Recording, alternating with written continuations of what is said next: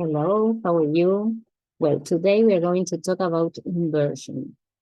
Inversion is a very formal style of sentences, and this is used to emphasize what we are saying and to make the sentences sound more surprising. Yes?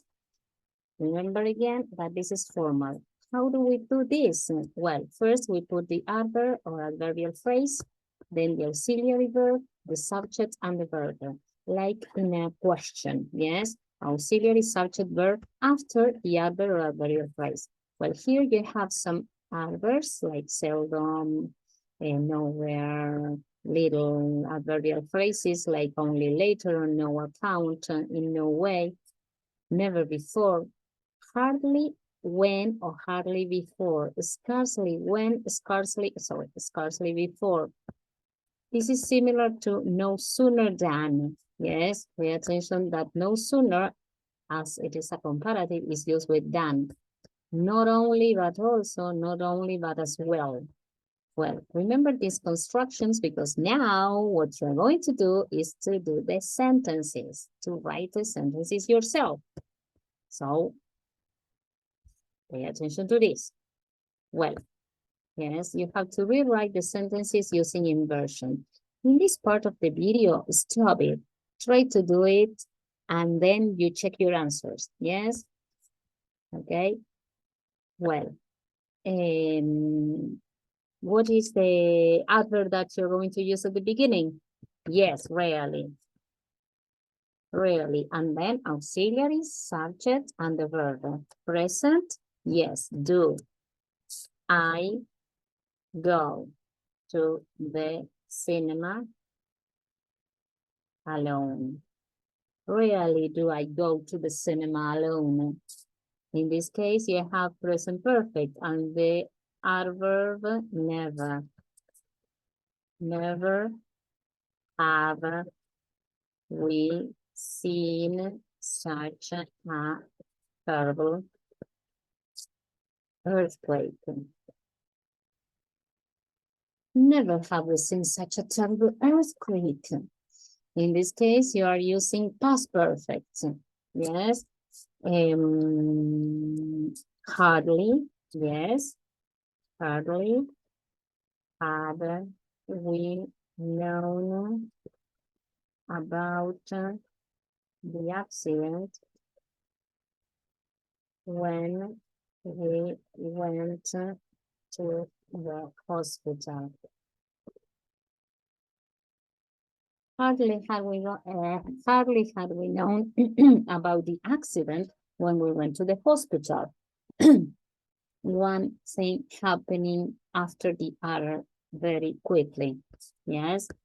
In this case, we have another with should.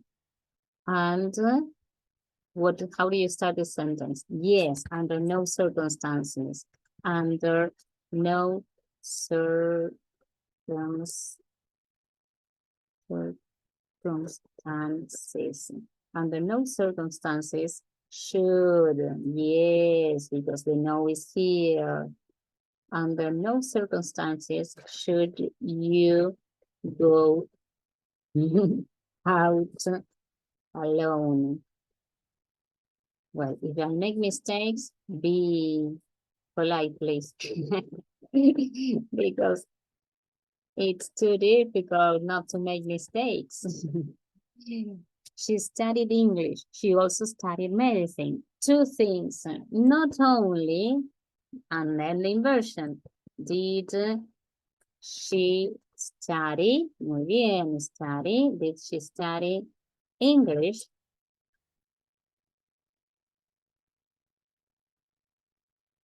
But she also studied medicine. Yes, so you are surprised. Not only did she study English, but she also studied medicine. Wow, she's a genius. I arrived home. I went to bed immediately. I have to show that this one sentence happens before the other or happened. Yes, and so you have to use what tense? Yes, great, past perfect, because I arrived home before I went to bed. Yes, so hardly had I arrived home when, yes, I went to bed. Excellent. Obviously, you don't put immediately because the idea of hardly is also immediately. No sooner. Again, you have to show that one thing happens before the other. No sooner had he started speaking when, sorry, no sooner than everybody noticed he was not English. Remember that these kind of sentences are very formal, so you have to, you can't use abbreviations, you can't use contractions, sorry. Yes, so don't use contractions because it is formal. Good, good. No sooner done. Hardly when. Yes, excellent, excellent. Now, pay attention to this. In some expressions, the inversion comes in the second part of the sentence or the second part of the second clause. Yes, and when two sentences, in these two sentences, like not since, not until, only after, only by, only when, the first part is like a normal sentence. Pay attention. It says, not until the rain had stopped. The rain is the subject. Then you have the verb. Not until the rain had stopped, and then you use the inversion. Could we leave the building? Pay attention to this one. Only after we had talked for half an hour, we is the subject, had talked the verb. So only after we had talked for half an hour and then the inversion did we realize we already knew each other. Well, now you have to rewrite these sentences using inversion and remember that the inversion is in the second part. So stop the video again, do them, and then you check. I took all the food to the table. After that, I called the children. Again, you have to show that this part is done after this other clause. Only after. Yes, I have taken all the food to the table. And here you put inversion. Did I call the children? Only after I had taken all the food to the table did I call the children. I haven't had such a good time since I was a child. Not since I was a child. Oops. I was a child. And here the inversion. Have I had such a good time. Not since I was a child have I had such a good time. And the last one, this one with a future will. So only by, pay attention to this part, only by is a preposition. What happens after a preposition? Yes, you have to put the verb in the gerund with ing. So only by working hard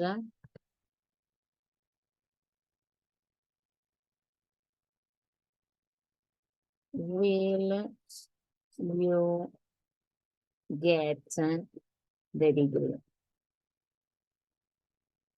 Yes, the inversion is in the second part. Only by working hard will you get the degree. Excellent, fantastic. Well, another inversion, another kind of inversion is in conditional sentences. Yes, In this kind of sentences, you have three words. You can use should, were, or had to start the sentences. In the first conditional, you use should. In second conditional, you use were. And in third conditional, you use had. Yes? First, second, third. When you use the inversion, the if disappears. Yes? Pay attention to this. If you need any help, ask for it. Should you need, should, yes, the auxiliary, the subject and the verb. Should you need any help, ask for it. Why should? I really don't know.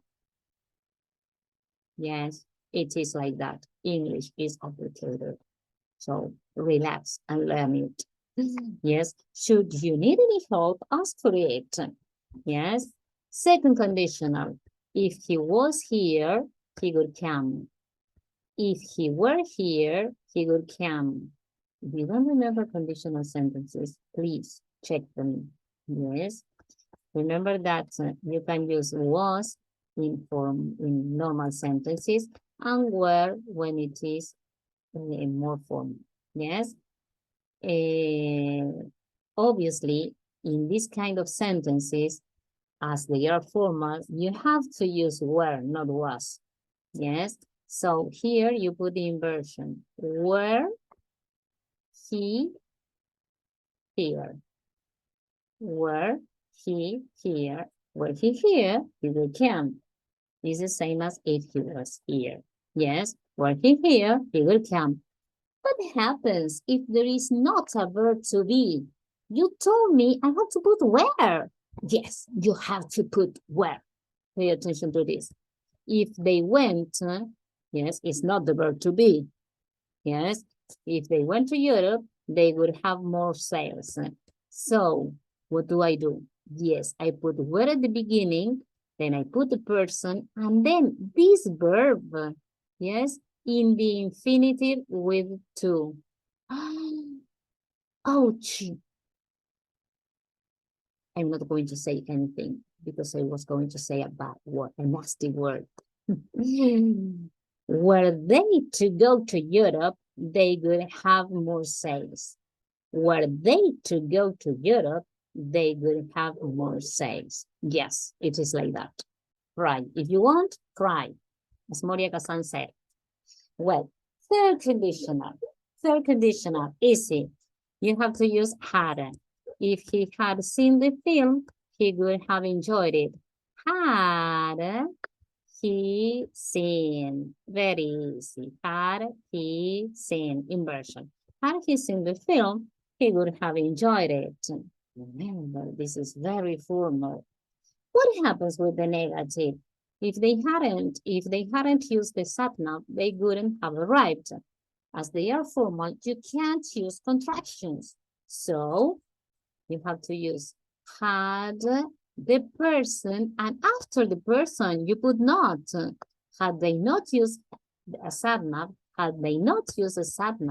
they would not have arrived. Remember that you don't use contractions in formal sentences. Yes? So far, so good. Well, take notes, pay attention. Yes, remember everything. That in first conditional you use should, in second conditionals you use were, and third conditionals you use had. In my opinion, second conditional probably has a little difficulty here. Yes, but well, take notes because now you have to do the exercise alone. Stop the sentence, the sentence, sorry, stop the video, do the exercise, and then you check. I'll be watching you, so be careful. Yes, stop, don't cheat, don't cheat. Well, if you decide not to go to the party, please let me know. What type of conditional is that? Yes, first. So what do we use? Should. Yes, should. Should you decide not to go to the party, please let me know.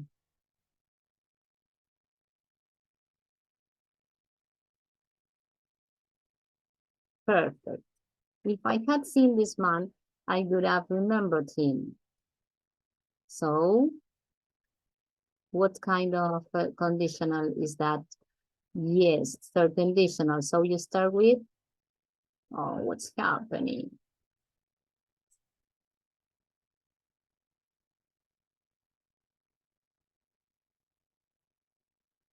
Yes. Had I seen this man, I would have remembered him. Remembered him. Sorry. If I studied here, I would be very happy. What's that? Yes, second conditional. And how do you start the sentences? The inversion in second conditional. Yes, with where. Where I and the verb. What happens? Yes, to infinitive, to study. Were I to study here, I would be very happy. Yes, excellent, excellent. If they weren't at home, the TV wouldn't be on. So that's a negative. What happens with the negative? On second conditional. Yes, were they not at home, the TV would not be on. Were they not at home, the TV would not be on. So, would not be on. If they had read the book, they would have passed the exam. Third conditional, yes, had they read the book, they would have passed the exam. Had they read the book, they would have passed the exam. If I was rich, I would buy the car. And second conditional. So, were I rich, I would buy the car. Well, these two last expressions or phrases, kind of inversions, I haven't prepared any exercise. So, because I'm lazy, I know that I'm lazy. But well, just think that it's a bonus track. Well, now, a normal sentence would have this kind of order: subject, verb, and the adverb of movement. Subject, verb, and the adverb of movement. The rover broke in through the window. Sometimes you use adverbs of movement at the beginning, yes, to make a more dramatic effect in the sentence. Yes, to put more drama in the story. Yes, obviously, this is done in the written form. Through the window, broke in the rover. Through the window, broke in the rover. Again, adverb of movement, the verb or phrase, and then the subject. Yes? But pay attention to this. Inversion in shorter sentences like here and there is common in a speech. Is common in a speech. For example, my friend sits here. You can say, here sits my friend. Here she comes. Oh, look, here she comes. Yes? And you are using it in a speech. So, in this kind of short sentences, you have to put the adverb here, there. Yes, these ones that are short. You put the verb and then the subject. What happens is the subject is a pronoun like he, she, they, we. What happens? You just put the adverb at the beginning. For example, he sits here would be the normal one. If you want to emphasize, you say, here he sits. Here he sits. No inversion in this part. Yes, just the adverb at the beginning. Yes, when you have a subject that is not a pronoun, you change it. Adverb, verb, and the subject. Adverb, verb. Miren lo que les digo, please. Adverb, verb. Forget about the auxiliaries and all that. Adverb, verb, and the subject. Here sits my friend. Yes, or here he sits. Well, last but not least, you can use so or such at the beginning of the sentences to make the sentence even more emphatic. Because if we talk about emphasis, so and such are used for emphasis. Yes, for example, the house was so big that we couldn't see it all. Yes, it was such a big house that we couldn't see it all. Yes, so this is emphasis, but you can even make it more emphatic by starting with so plus the adjective or such a, if it is singular, obviously, plus adjective plus noun. The same examples here, yes, in a more emphatic way.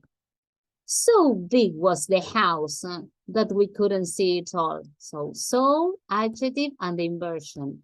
Such a big house was it that we couldn't see it all. Such, adjective, noun, and inversion. Well, that's all. I know it's long, but it had to be. Sorry. Well, see you next time. Bye-bye.